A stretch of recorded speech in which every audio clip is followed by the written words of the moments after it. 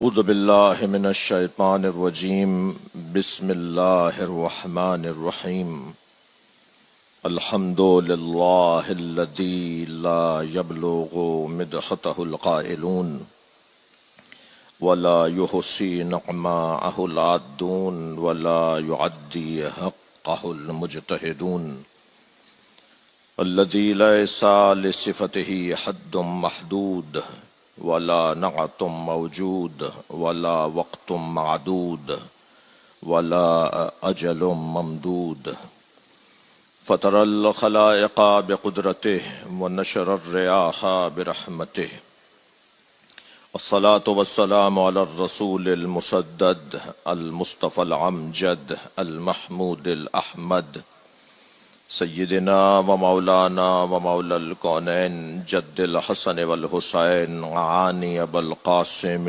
محمد اللہم صل علی محمد وآل محمد وآلہ الطیبین الطاہرین المعصومین الذین قال اللہ انما یرید اللہ لیذہب عنکم الرجس اہل البیت ویطہرکم تطہیرا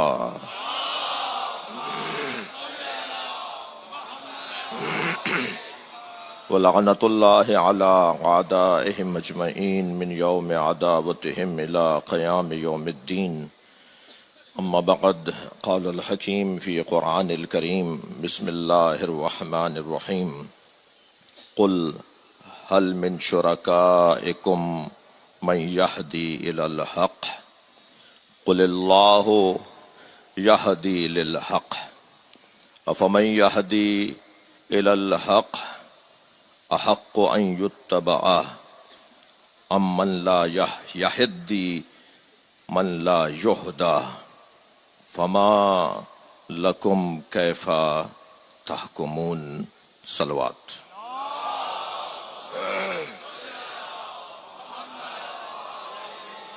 ایک اور بہتر اور بلند صلوات ہدیہ کریں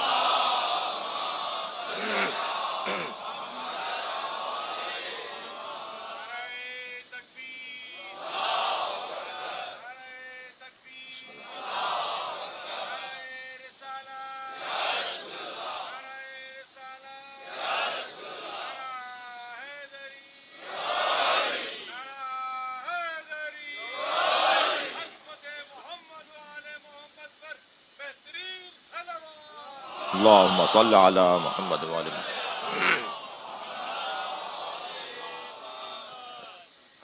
نشتر پارک اور اس سے پہلے جہانگیر پارک میں جن جن خطیبوں نے اور ذاکرین نے خدمت انجام دی پاک محرم ایسوسی ایشن اس کے علاوہ جو انجمنیں اور ادارے اس خدمت میں مصروف رہے ان خدمت گزار مرحومین کی مغفرت خاص طور پر علامہ طالب جوہری اس ممبر کے خطیب اور جناب اشرف عباس صاحب ممبر کا سلام آپ سب کے مرحومین کے لیے ایک بہت مضبوط عالم دین بہت محکم خطیب عشرہ محرم کی پہلی مجلس پڑھنے کے لیے اسلام آباد سے تلاگنگ جا رہے تھے رستے میں حادثے کی صورت میں وہ جاں بحق ہوئے جناب مولانا سید سفیر سجاد شیرازی اور جو ہم پر حق رکھتے ہیں آج ان کی وجہ سے ہم اس قابل ہیں ہمارے گردنوں پر ان کا حق ہے ان مرحومین کے مغفرت کے لیے ایک سورہ فاتحہ تلاوت فرمائے بسم اللہ الرحمن الرحیم الحمدللہ رب العالمین الرحمن الرحیم مالک یوم الدین ایاک نعبد و ایاک نستعین اهدنا الصراط المستقیم صراط الذین انعمت علیہم غیر المغضوب علیہم ولا الضالین بسم اللہ الرحمن الرحیم قل هو اللہ احد اللہ الصمد لم یلد ولم یولد ولم یکن له کفوا احد بسم اللہ الرحمن الرحیم قل هو اللہ احد اللہ الصمد لم یلد ولم یولد ولم یکن له کفوا احد صلی علی محمد وعلی محمد مغفرت کے لیے صلوات پڑھیں گے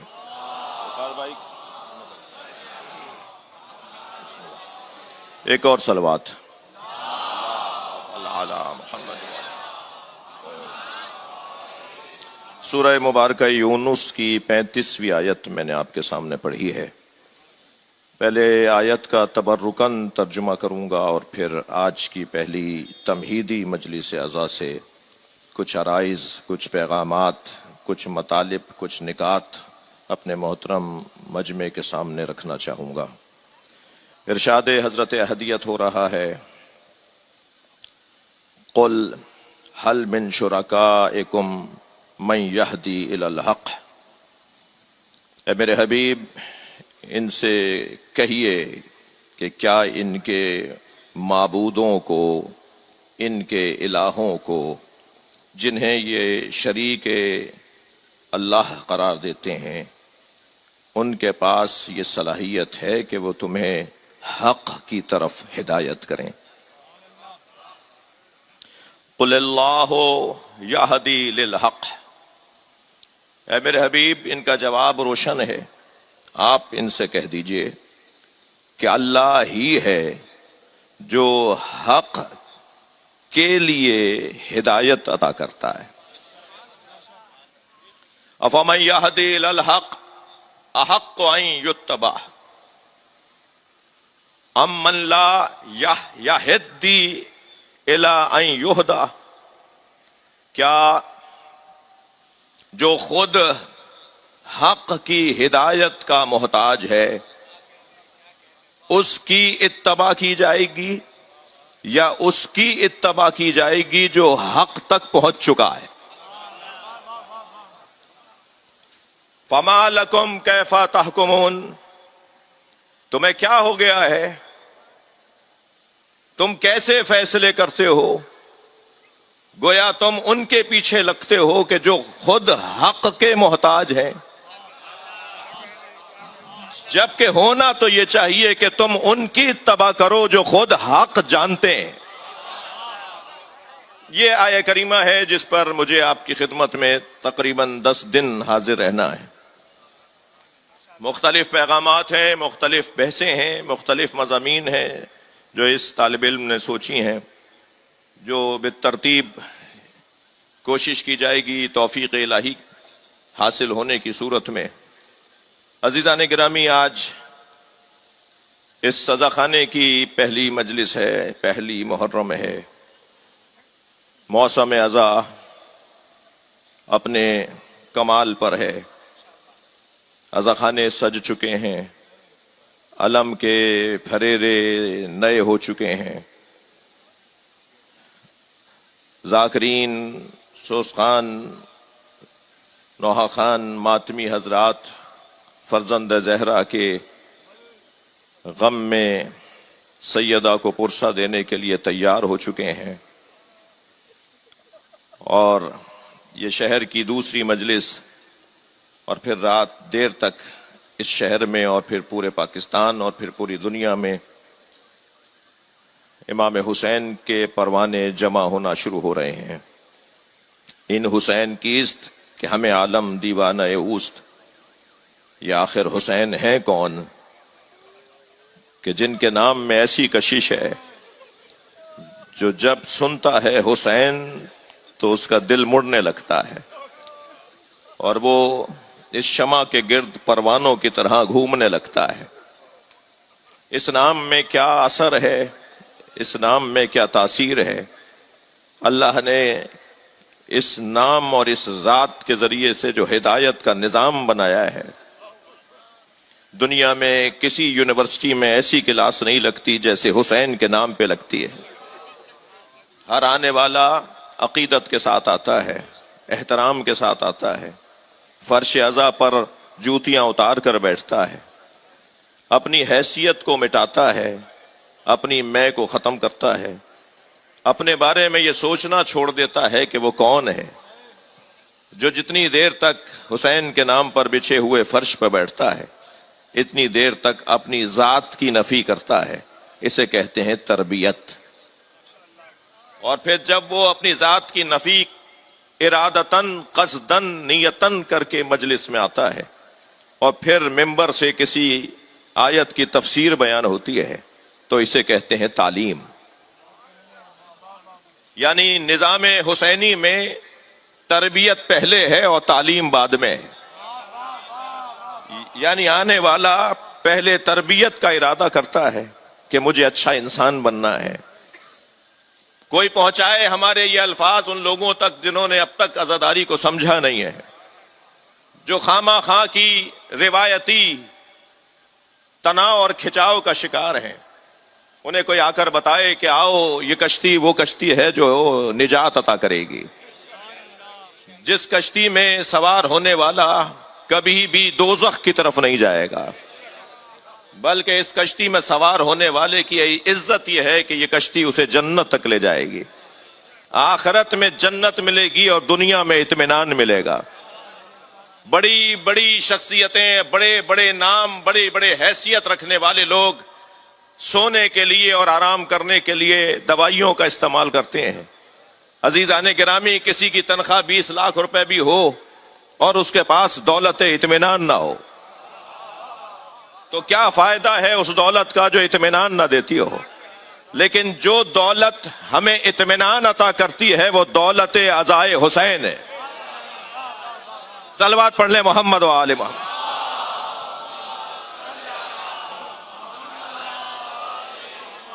اس دولت کی قدر کرنے کی ضرورت ہے. دیکھیے, علم پڑھایا جاتا ہے, فن سکھایا جاتا ہے, محبت ہوتی ہے. اگر میری بات پہنچ رہی ہو تو توجہ بڑھائیے گا. علم تعلیمی درسگاہوں میں پڑھایا جاتا ہے, فن تکنیکی درسگاہوں میں سکھایا جاتا ہے, مگر محبت فطری ہوتی ہے. کوئی دادا کو آ کر پڑھاتا اور سکھاتا نہیں ہے کہ پوتے سے محبت کیسے کرنی ہے. جی, محبت ہوتی ہے. یہ جہاں جہاں بھی آپ کہیں نا کہ یہ ہوتی ہے, اسے کہتے ہیں فطرت. محبت کا تعلق فطرت کے ساتھ ہے, اور فطرت سنی شیعہ نہیں ہے. فطرت ہندو مسلم نہیں ہے. فطرت انسانی فطرت ہے, چاہے وہ کوئی کلمہ پڑھتا ہو. یعنی ہم سب کو فطرتاً محبت کے ساتھ پیدا کیا ہے. ہمارے اندر ایک جذبہ اللہ نے دیا ہے, ایک کیفیت اللہ نے دی ہے جسے محبت کہا جاتا ہے. اب محبت کی پھر تصویریں ہیں. کبھی رشتہ داروں سے محبت, کبھی زوجہ سے شوہر کی محبت, کبھی انسانی رشتوں کی بنیاد پر محبت, اور کبھی دین کی بنیاد پر محبت. عزیزو, جو محبت قرابت داری کی بنیاد پر ہے, جیسے حضرت نوح اور حضرت نوح کے بیٹے کی محبت, یہ محبت ہی تو تھی جو حضرت نوح نے فرمایا کہ یہ میری اولاد ہے, یہ میرا بیٹا ہے. یا اللہ, یہ میرا بیٹا ہے جو ڈوب رہا تھا, جو غرق ہو رہا تھا. تو اللہ نے کیا جواب دیا؟ اللہ نے جواب دیا, یہ تمہارے اہل میں سے نہیں ہے. وہاں قرابتی محبت تھی, مگر عزیزان گرامی وہ کام نہیں آئی. زن و شوہر کے اندر محبت ہے, وہ بھی فطری ہے, اللہ قرار دیتا ہے, مگر بعض اوقات وہ محبت بھی کام نہیں آتی. حضرت لوط علیہ السلام اور حضرت نوح علیہ السلام کی زوجاؤں میں ازدواجی محبت تھی, مگر فخانتہما, قرآن یہ کہہ کے حضرت لوط اور حضرت نوح کو تسلی دیتا ہے کہ ان دونوں نے ہمارے صالح بندوں کے ساتھ خیانت کی. یہ قرآن ہے. زوجہ تھی نبی حضرت لوط کی, نبی حضرت نوح کی, مگر قرآن نے کہا ان دونوں نے خیانت کی. یہ جو ازدواجی محبت تھی یہ کام نہیں آئی. انسانی تقاضوں کے مطابق بھی کیسے کیسے منظر ہم دیکھ لیتے ہیں. کسی کو تکلیف میں ہم جیسے لوگ دیکھ لیتے ہیں اور ان کو کوئی اثر نہیں ہوتا. یعنی انسانی تعلق کی بنیاد پر جو محبت ہے وہ بھی بعض اوقات کام نہیں آتی. ان ساری محبتوں پر جو غالب اور حاکم محبت ہے وہ دین کی محبت ہے. جو دین کی بنیاد پر محبت ہے. میں اپنے مجمع سے ایک جملے کی توجہ چاہوں گا.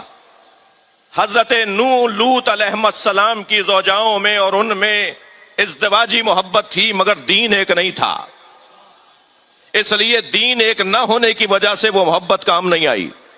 حضرت نوح اور ان کے بیٹے کے درمیان قرابتی محبت تھی، مگر دین ایک نہیں تھا. دین ایک نہیں تھا، لہذا قرابتی محبت کام نہیں آئی. عزیزان گرامی، حضرت سمیہ اور حضرت یاسر اور ابو جہل کے درمیان انسانی محبت تھی، مگر وہ کوڑے کھا رہے تھے اور وہ کوڑے کھاتا ہوا دیکھ کر ہنس رہا تھا. انسانی قرابت تھی مگر دین ایک نہیں تھا تو کام نہیں آیا. ابو طالب میں اور محمد مصطفیٰ کا دین ایک تھا، ورنہ قرابتی محبت کام نہ آتی.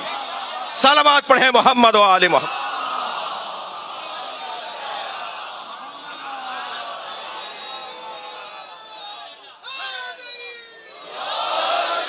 یہ جو محبت ہے یہ فطرت ہے، اور تمام دین کا خلاصہ میرے بچوں جوانوں، آپ کو زیادہ توجہ آپ سے چاہوں گا. پورے قرآن کا اگر خلاصہ، تمام انبیاء کی تعلیمات کا اگر خلاصہ، سرکار دو جہاں کی 63 برس کی زندگی کا خلاصہ، مولا کائنات سے لے کر امام عسکری تک کی زندگیوں کا خلاصہ نکالیں تو تمام تر آسمانی تحریری پیغاموں کا اور تقریری پیغاموں کا ان کا خلاصہ نکلے گا تو محبت نکلے گی. جسے سرکار دو جہاں نے ایک مختصر ترین حدیث میں یوں فرمایا، حل الدین الا الحب والبغض. کیا دین محبت اور نفرت کے علاوہ کچھ اور ہے؟ سارے دین کا خلاصہ ہے محبت اور نفرت. اب یہ محبت کس سے ہو اور نفرت کس سے ہو، یہ جو تلاش ہے نا کہ محبت کس سے ہو اور نفرت کس سے ہو، یہ ہے وہ میرٹ کی تلاش، یہ ہے وہ قابلیت کی تلاش، یہ ہے وہ اہل کی تلاش، یہ ہے وہ حق سمجھنے والے کی تلاش، یہ ہے وہ حق کی تلاش. اور نفرت کس سے ہو، یہ ہے نااہل کی تلاش، بد کرداروں کی تلاش، یزید کی تلاش. بس جب نااہلوں سے ہمارا تعارف ہو جائے، میں ایک جملہ ضرور کہوں گا، اسلام شناسی جہاں ہنر ہے، اسلام سمجھنا جہاں ہنر ہے، وہاں کفر سمجھنا بھی ہنر ہے. صرف اسلام شناسی کافی نہیں ہے، کفر شناسی بھی ہمارے دین کا حصہ ہے. تبھی تو تبلا کے ساتھ تبرہ ہے. صلوات پڑھ لیں محمد و آل محمد.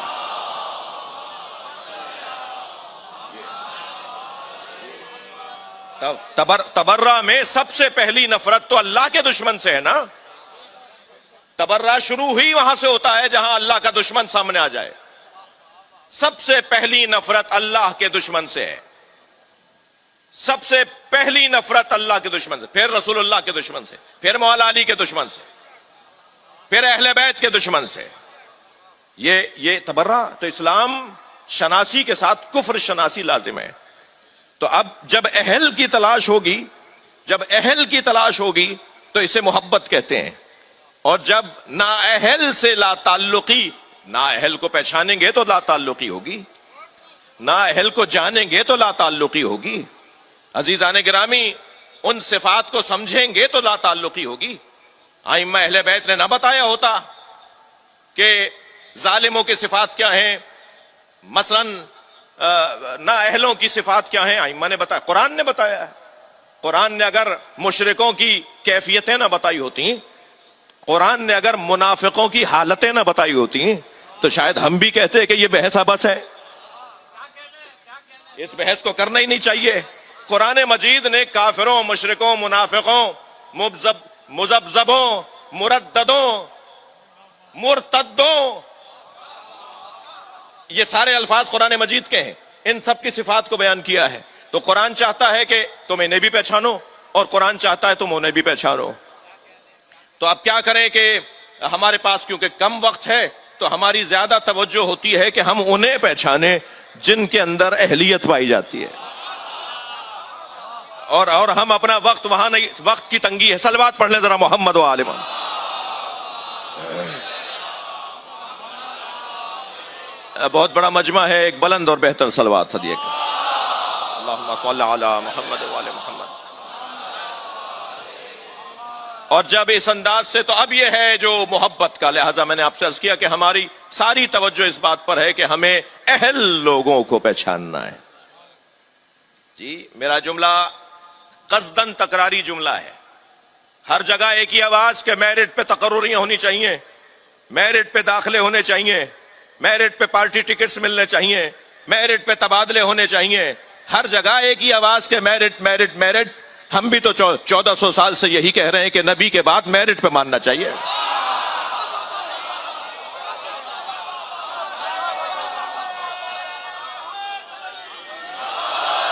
صلوات پڑھ لیں محمد و آل محمد۔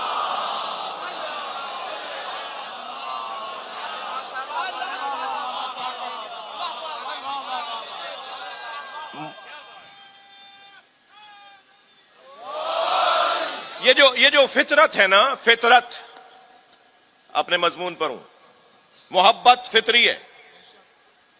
یہ جو فطرت ہے، یہ حالات، اساتذہ، دوستوں، ماحول اور حرام خوری، مجھے معاف کیجیے گا، یہ چند 8-10 اسباب ہیں جن کی وجہ سے فطرت پر گرد جم جاتی ہے اور فطرت سالم نہیں رہ پاتی۔ اور جب فطرت سالم نہ ہو تو حسین کیسے سمجھ میں آئے گا؟ جب فطرت سالم نہ ہو تو مولا علی کیسے سمجھ میں آئیں گے؟ جب فطرت سالم نہ ہو تو نبی کیسے سمجھ میں آئیں گے؟ پھر اللہ کیسے سمجھ میں آئے گا؟ اس لیے کہ مجھ جیسے اور آپ جیسوں کا تو رستہ یہاں سے وہاں کا ہے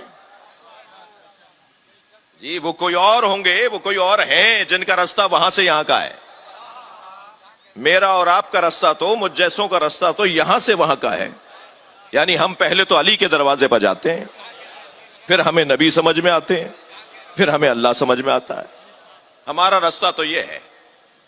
اور کچھ ہیں کہ جن کا رستہ وہ ہے، وہ پہلے اللہ کی بات کرتے ہیں، پھر رسول اللہ کی بات کرتے ہیں، پھر علی کی بات کرتے ہیں۔ اور یہاں سے وہاں کا جو رستہ ہے اسے ابدیت کہا جاتا ہے، اور وہاں سے یہاں کا جو رستہ ہے اسے رسالت کہا جاتا ہے۔ تو ہمارا موضوع تو وہاں سے، صلوات پڑھ لیں محمد و آل محمد۔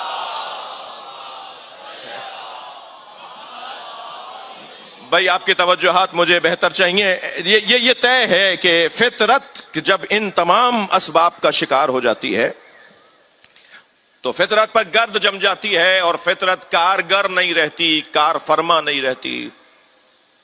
تو میرے مولا علی فرماتے ہیں نہج البلاغہ میں کہ اللہ نے انبیاء کرام کو مبعوث ہی اس لیے کیا ہے کہ فطرت پر جمی ہوئی گرد کو ہٹائیں۔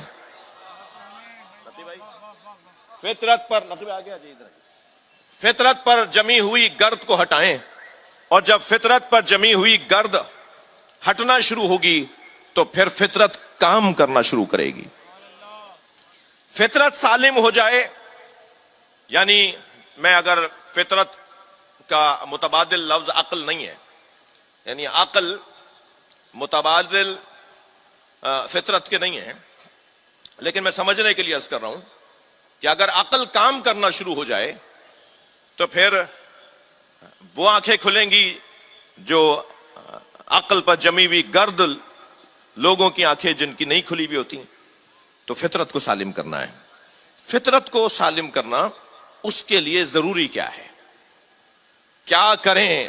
دیکھیں، میری مجبوری ہے کہ میں نے ابتدائی آج کی تمہیدی مجلس میں فلسفہ ازا، ضرورت ازا، مجلس کا مقصد، ہم یہ کیا کرنے بیٹھے ہیں، ہم آج سے کیا کام کرنے شروع جا رہے ہیں، کیا کام شروع کرنے جا رہے ہیں، یہ اس پہ میں تھوڑی دیر غور کر رہا ہوں۔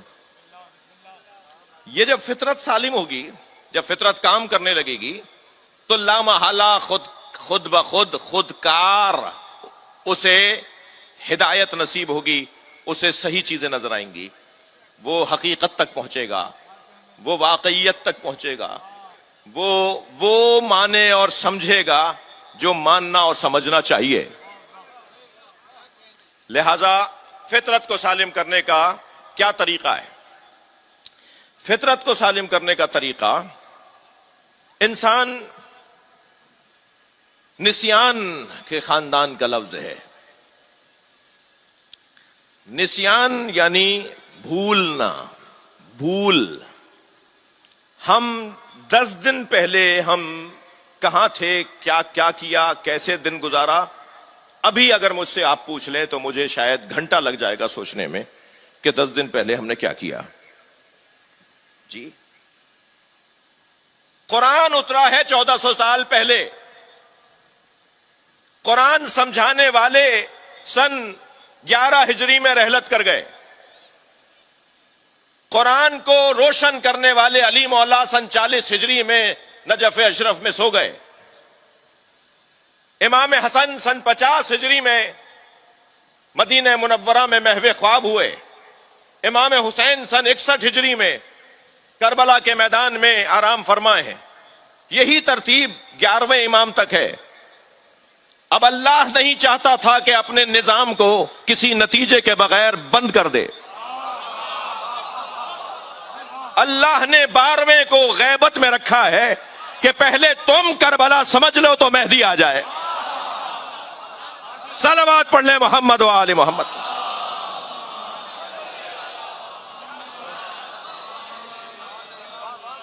یہ جو سب کچھ ہو رہا ہے، یہ آپ جو کھچے آ رہے ہیں، آپ کے دلوں میں جو اللہ نے محبت حسین ڈالی ہے، یہ میں اور آپ جو تیار ہیں کہ اب بیٹھنا ہے اور سننا ہے اور زیادہ سے زیادہ امام حسین کی زندگی اور آپ کی قربانی پر غور کرنا ہے، یہ در حقیقت یہ نسیان سے نکالنے کا ایک واضح، روشن، مضبوط عمل ہے۔ کسی طرح تم بھولنے کی کیفیت سے باہر آ جاؤ، لہذا قرآن مجید نے آواز دے کر کہا ذکرہم بایام اللہ۔ توجہ، سورہ مبارکہ ابراہیم، ذکرہم بایام اللہ، اے میرے حبیب انہیں اللہ کے دن یاد کراؤ۔ یہ اللہ کے دن کون سے ہیں جنہیں یاد کروایا جائے گا؟ ہفتہ، اتوار، پیر، منگل، بدھ، جمعرات، جمعہ، یہ اللہ کے دن ہیں، ہم تو انہیں دن کہتے ہیں۔ یوم کی جمع ایام، ہفتے میں 7 دن، مہینے میں 29 یا 30 دن چاند کے حساب سے، سال میں 365 دن، یہ دن ہے۔ ہفتہ کوئی معتبر ہے، منگل کوئی معتبر ہے، بدھ کوئی معتبر دن ہے، یہ اللہ کے دن ہے۔ اور اللہ، میرا آپ کا دن کیسا گزرا، آپ کے دن کیسے گزر رہے ہیں، یہ اللہ کے دن کا کیا مطلب ہے؟ مجھ سے اور آپ سے تو یہ کہا جائے گا کہ بھئی آپ کے کیسے دن، آپ گئے تھے کربلا، آپ گئے تھے مثال کے طور پہ فلاں ملک، کیسے دن گزرے؟ تو میرے دن، آپ کے دن، ہمارے دن، اللہ کا دن کیا مطلب ہے؟ اللہ کو کوئی دن ہے؟ اللہ کا کوئی صبح ہے اللہ کے لیے؟ اللہ کے لیے کوئی دوپہر ہے؟ اللہ کے لیے کوئی شام ہے؟ توجہ، پھر یہ اللہ کے دن کون سے ہیں؟ اللہ کے دنوں کو اہل بیت کہا جاتا ہے۔ صلوات پڑھ لیں نبی اور آل نبی پر۔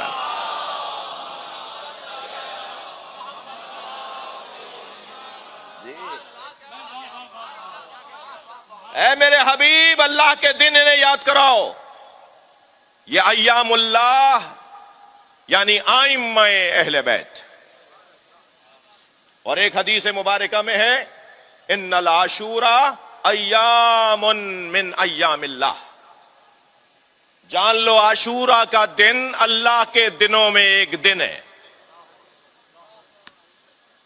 جی، فلاں قرارداد کون سے دن پاس ہوئی، پاکستان کون سے دن بنا؟ آج تک یاد ہے سانہ ٹھیڑی 1963 میں پیر کے دن، عاشور کے دن ہوا تھا۔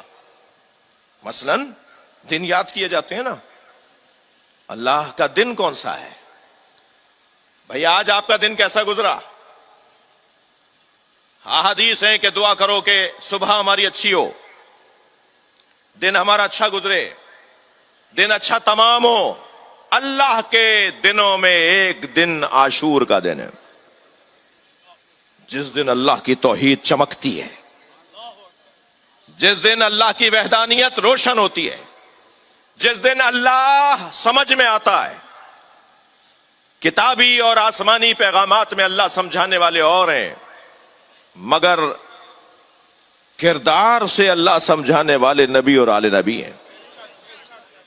لہذا حکم ہے کہ اللہ کے ایام کو دہراؤ.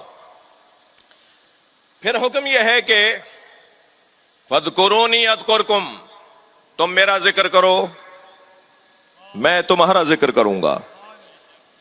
ہم اللہ کا ذکر کریں گے اپنی حیثیت سے، اور اللہ جب ہمارا ذکر کرے گا تو اپنی حیثیت سے. اور ہمارا کیا ذکر ہے؟ ہم تو سب سے افضل ترین ذکر یعنی نماز میں ہی 50 جگہ دماغ لگائے ہوئے ہوتے ہیں. ہمارا ذکر کیا ذکر ہے؟ ذکر تو ان کا ہے جو خود ذکر بن گئے.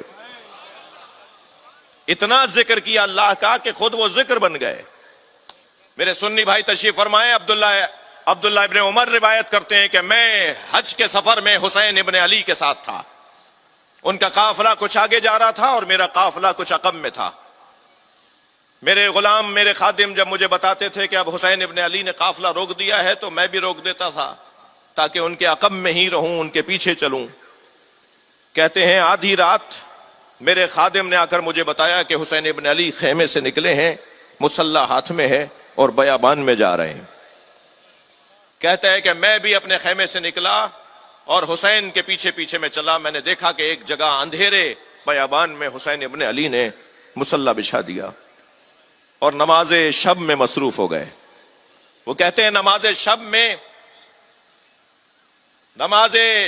کی آخری رکعت میں جب حسین ابن علی نے تسبیح پڑھنا شروع کی، سبوح قدوس ربنا ورب الملائکۃ والروح، تو عبداللہ ابن عمر کہتے ہیں کہ میں نے اپنے کانوں سے صحرا کے کنکروں اور پتھروں سے وہی آواز سنی جو حسین بول رہے تھے.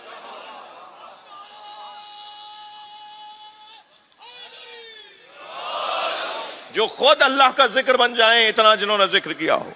حکم یہ ہے کہ تم میرا ذکر کرو میں تمہارا ذکر کروں گا.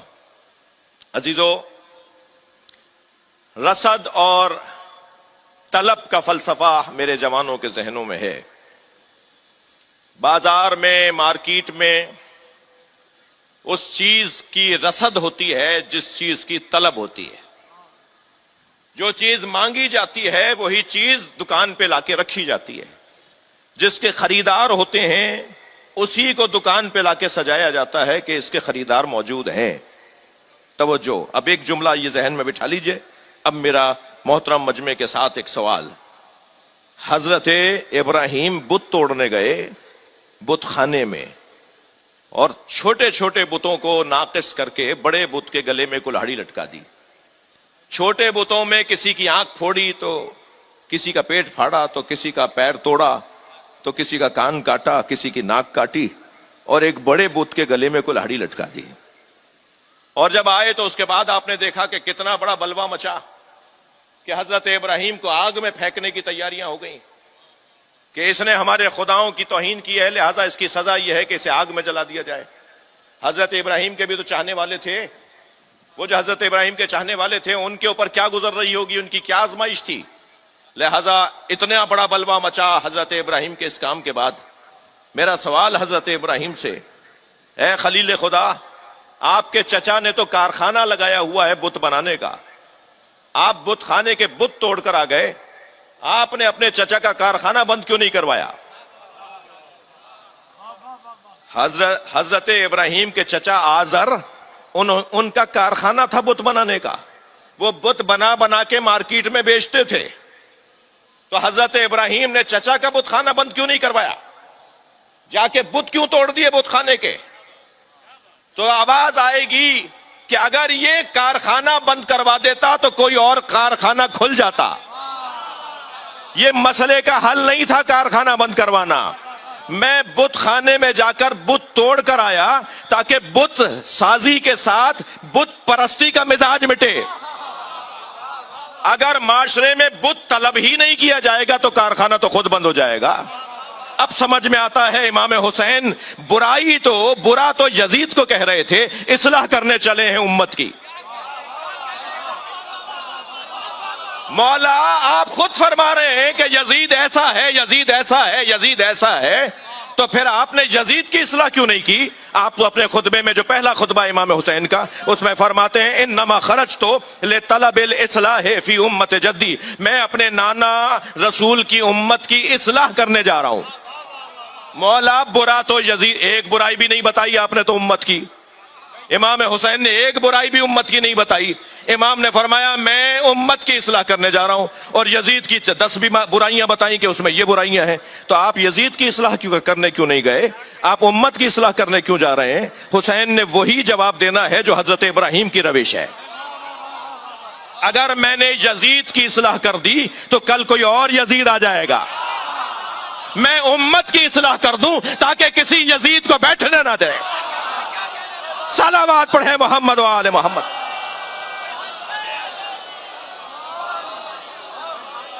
صلوات بر محمد و آل محمد۔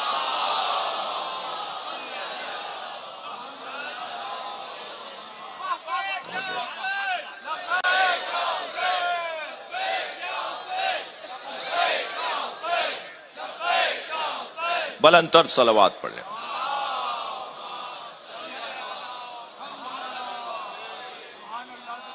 دیکھیے،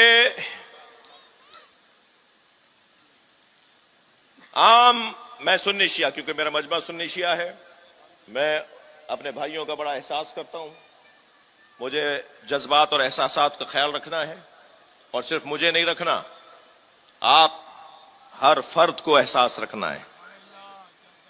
عزاداری شیعوں کی ملکیت نہیں ہے، میرا یہ تکراری جملہ ہے اور قصداً تکرار کرتا ہوں، عزاداری شیعوں کی ملکیت نہیں ہے۔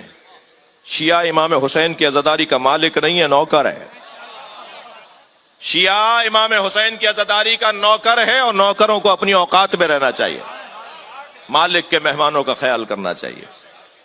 لہذا آج پہلی مجلس میں ذاکرین کو، جو مجھ سے سینئر ہیں ان سے دعا چاہیے، اور جو مجھ سے جونیئر ہیں یا جو میرا خیال کر رہے ہیں اور کریں گے، میرے اس جملے کو پسند کریں گے، میں ان کے لیے گزارش کر رہا ہوں، کوئی ایسا جملہ، کوئی ایسی بات، کوئی ایسا بیان جو کسی کو ہم سے دور کرے۔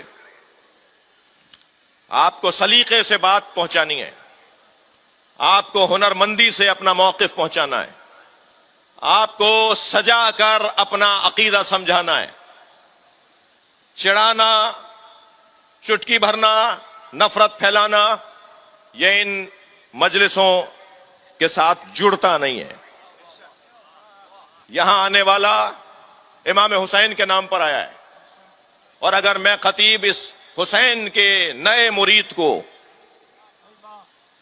اس مولا حسین کے نئے چاہنے والے کو اپنے کسی ایک جملے سے دور کر دوں گا تو میں نشتر پاک کی مجلس سے دور نہیں کر رہا، میں اسے اہل بیت سے دور کر رہا ہوں۔ تو سنگین جرم قرار پائے گا میری طرف سے کہ میں کسی ایک اہل بیت کے چاہنے والے کو عزاداری سے دور کر رہا ہوں۔ لہذا سجا کر بات ہو، اہتمام کے ساتھ بات ہو۔ کہیں کوئی بات پورے ملک میں، پورے ملک کے لیے بات کر رہا ہوں، پورے ملک میں کہیں کوئی بات ناگوار ہو، ناگوار بات ہو، تو خود سے فیصلے نہ لیں عزاداران سید الشہداء، بلکہ ذمہ داروں تک اپنی بات پہنچائیں۔ ذمہ داروں سے گزارش کر رہا ہوں، یہاں تشریف بھی فرما ہے اور بعد میں بھی سنیں گے، کہ وہ متعلقہ اداروں سے رابطے میں آئیں۔ ہمارے جو ادارے ہیں کہ جن کا جو کام ہے انہی کو سجتا ہے۔ ہم قانون ہاتھ میں نہیں لیں گے، ہمیں قانون ہاتھ میں نہیں لینا۔ جو قانون کے محافظ ہیں، قانون کے شرح کرنے والے ہیں، قانون سمجھانے والے ہیں، قانون کی حفاظت کرنے والے ہیں، ان کے حوالے کام کو کرنا ہے۔ ایک بات۔ دوسری بات، اس سال میٹنگز میں، ملاقاتوں میں اگرچہ میں کم حاضر رہا، لیکن جس فورم پر بھی جب بھی میرا رابطہ اور گفتگو اور ملاقات ہوئی تو ایک سالہ گزشتہ کی نسبت ایک کیفیت مجھ پر طاری ہوئی، جس کو میں آپ کے سامنے رکھنا چاہتا ہوں، اس احساس کے ساتھ، اس توجہ کے ساتھ کہ میں ممبر پہ بیٹھا ہوں اور مائک پر بات کر رہا ہوں۔ وہ یہ کہ ہمارے داخلی مسائل میں اضافہ ہوا ہے، داخلی الجھنوں میں اضافہ ہوا ہے۔ شرم آئی اس وقت کہ جب کسی نے ہمارے منہ پر کہا کہ ہم تو آپ لوگوں کو ایسا سمجھتے تھے، اب یہ آپ کے ہاں کیا ہو رہا ہے؟ یہ ہمارے داخلی مسائل، یہ ہمارا تناؤ کھچاؤ، یہ چھوٹی چھوٹی آرزوؤں پر ایک دوسرے کو کمزور بنانا، یہ چھوٹی چھوٹی تمناؤں پر ایک دوسرے کے خلاف بات کرنا، یہ عزیزان گرامی کسی طور ملت کے، قوم کے، پھر پاکستان کے مفاد میں نہیں ہے۔ لہذا آج پہلی محرم ہے، رجوع کریں، پلٹ آئیں کربلا۔ حسین مولا کا گھوڑا کربلا پہنچنے والا ہے، اور کربلا تو وہی پہنچے گا جو اپنی ذات سے ہاتھ اٹھائے گا، جو اپنی انانیت سے ہاتھ اٹھائے گا، اور مقصد صرف اور صرف ایک،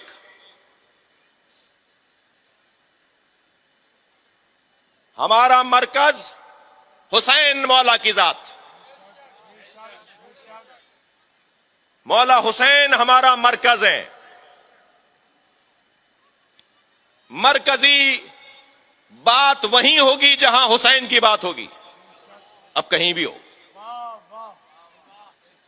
لہذا انتہائی احتیاط کے ساتھ خطباء و ذاکرین سے بھی گزارش ہے، نوحہ خانوں سے بھی گزارش ہے کہ قیامت نہیں آ گئی اگر کسی شاعر نے آپ کو 12 شعر لکھ کر دیے اور ایک شعر اس کا ایسا ہے جس سے کوئی اختلاف ہو سکتا ہے، کوئی جھگڑا ہو سکتا ہے، تو قیامت نہیں آ گئی کہ آپ 12 کے 12 شعر پڑھیں گے، آپ ایک شعر چھوڑ دیجئے۔ انہوں نے نہیں معلوم کہ کس موقع پر اور کس ماحول کے اندر لکھا تھا، وہ صحیح عقیدہ بھی ہوگا مگر یہاں کے لیے ٹھیک نہیں ہے، جہاں آپ پڑھنے جا رہے ہیں وہاں کے لیے وہ شعر مناسب نہیں ہے، لہذا وہ شعر چھوڑ دیجئے، کوئی گناہ نہیں ملے گا آپ کو، بلکہ شاید ثواب ملے گا۔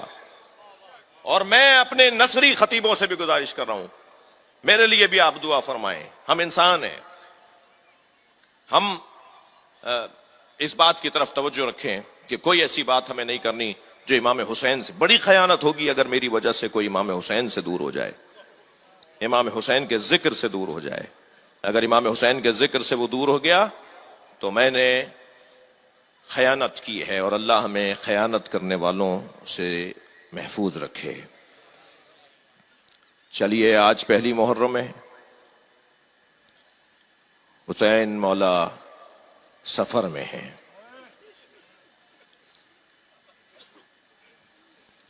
کل 2 محرم کو کربلا پہنچیں گے، ہم کربلا پہلے سے پہنچ جائیں تاکہ کربلا سے خار چنیں، کنکر اٹھائیں، پتھر بینیں، کہیں کوئی خار سکینہ کے پیر میں نہ لگ جائے، اجرکم اللہ، کہیں کوئی پتھر جناب زینب کے پیر کو اذیت نہ پہنچائے۔ چلیں ہم پہلے سے کربلا چلیں اور امام حسین کا استقبال کریں۔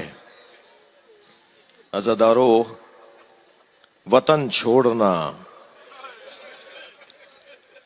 بہت سے لوگوں نے چھوڑا ہوگا، بہت سے لوگوں نے چھوڑا ہوگا، مگر جیسا حسین نے چھوڑا،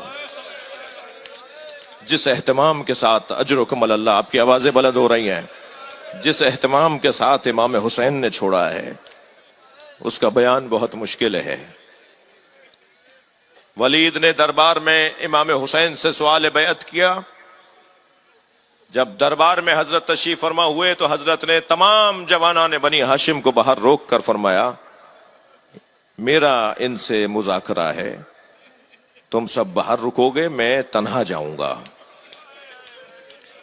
اور سیڑھی چڑھتے ہوئے مڑ کر دیکھا اور حضرت عباس سے فرمایا کہ اگر میری آواز بلند ہو جائے تو تم آ جانا۔ اجرکم اللہ۔ اور جب دربار میں ولید نے امام حسین سے سوال بیعت کیا اور امام نے انکار کیا تو مروان نے آواز دے کر کہا کہ سوال بیعت پر اگر انکار ہے تو حسین کا سر ابھی کاٹ لو۔ امام نے مڑ کر دیکھا اور فرمایا اتقتلنی انت اہم ہوا یبن زرقا، اے بد کردار ماں کی اولاد، تو مجھے مارے گا یا تو مجھے مارے گا؟ بس امام کی آواز بلند ہونی تھی کہ دروازہ کھلا۔ وہ دروازہ کیا کھلا کہ سامنے دیکھا کہ عباس علمدار تلوار تانے آ رہے ہیں۔ مولا آپ کو کسی نے اذیت پہنچائی؟ وہاں سے امام حسین جب لوٹے ہیں تو سب سے پہلے جناب زینب کے گھر گئے ہیں۔ فرمایا زینب اب مدینہ رہنے کے قابل نہیں رہا۔ اجرکم اللہ، اجرکم اللہ۔ آپ کی آوازیں جب بلند ہوتی ہیں نا تو مجلس کے اندر نور بڑھنے لگتا ہے، روحانیت بڑھنے لگتی ہے۔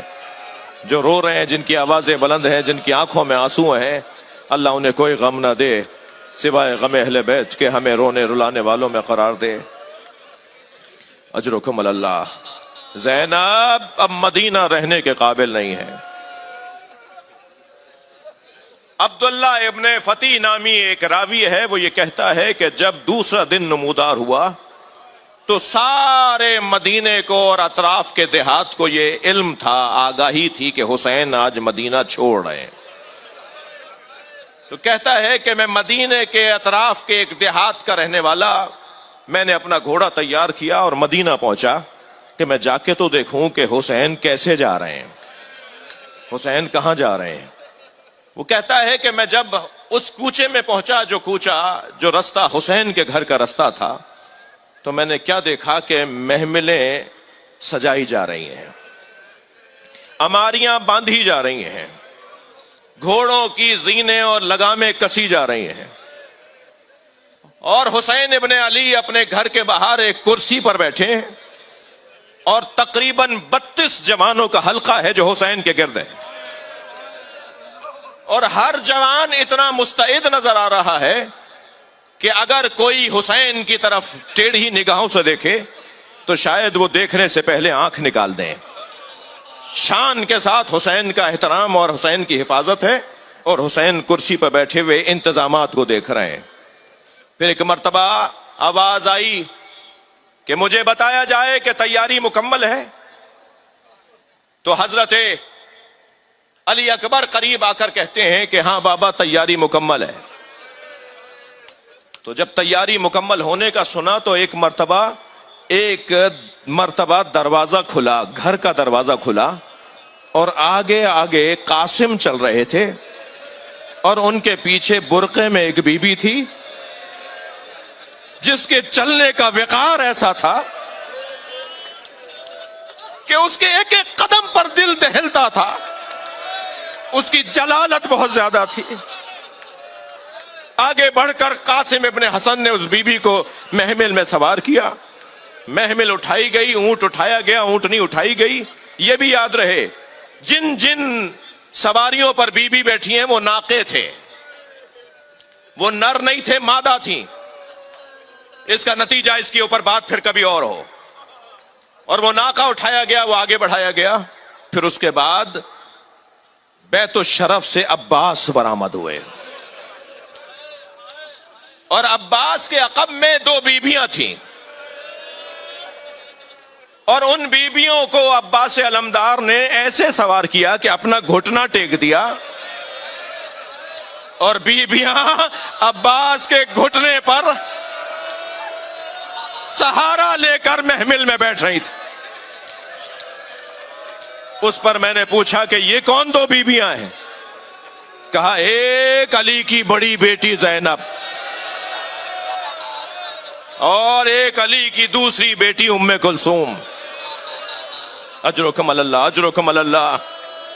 اللہ آپ کو کسی غم میں نہ رلائے۔ کہتے ہیں کہ بی بی کو محمل میں بٹھایا گیا، اور وہ محمل جب اٹھائی گئی تو قافلہ اب تیار تھا، ساری بیویاں بیٹھ چکی تھیں۔ ایک مرتبہ آواز دی حسین ابن علی نے، میرا راہوار کہاں ہے؟ تو حضرت کا ایک غلام ذوالجناح کو قریب لے کر آیا۔ حضرت ذوالجناح پر جیسے بیٹھے تو ایسے ہی برابر، جیسے بلا تشبیہ، جیسے فوجی حضرات کے پیروں کی اور بیٹھنے کی ایک آواز آتی ہے، ایسے ہی سارے بنی ہاشم کے جوان ایک پر ایک، ایک کے بعد ایک مرتبہ بیٹھنا شروع ہو گئے۔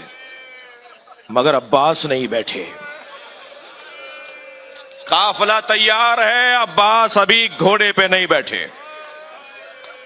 مولا حسین کے گھوڑے کے قریب آ کے کہتے ہیں مولا قافلہ بڑھایا جائے؟ فرمایا ہاں عباس، قافلہ جاری کیا جائے، قافلہ رواں کیا جائے. تب عباس علمدار گھوڑے پر بیٹھے. کہتا ہے 2 قدم گھوڑا حسین کا چلا تھا کہ ایک مرتبہ زینب کبریٰ کے محمل سے پردہ ہٹا اور زینب نے آواز دے کر کہا بھائی تو میں فاطمہ صغریٰ بلا رہی ہے. اجرکم اللہ، اجرکم اللہ.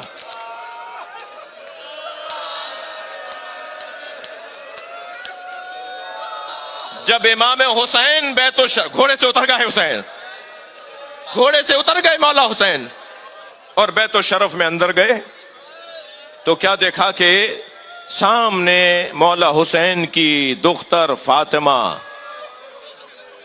انہا علیلۃ، میں پڑھے بغیر نہیں پڑھتا، میں کتاب دیکھے بغیر بات نہیں کروں گا. انہا علیلۃ، امام حسین کی وہ بیٹی جو علیلہ تھی، جو بیمار تھی، جنہیں بخار تھا. امام حسین انہیں چھوڑ کر جا رہے ہیں.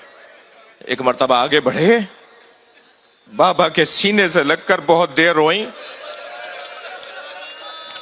اور کانپتی ہوئی آواز میں کہا کوئی سبیل ہے کہ میں بھی چلوں؟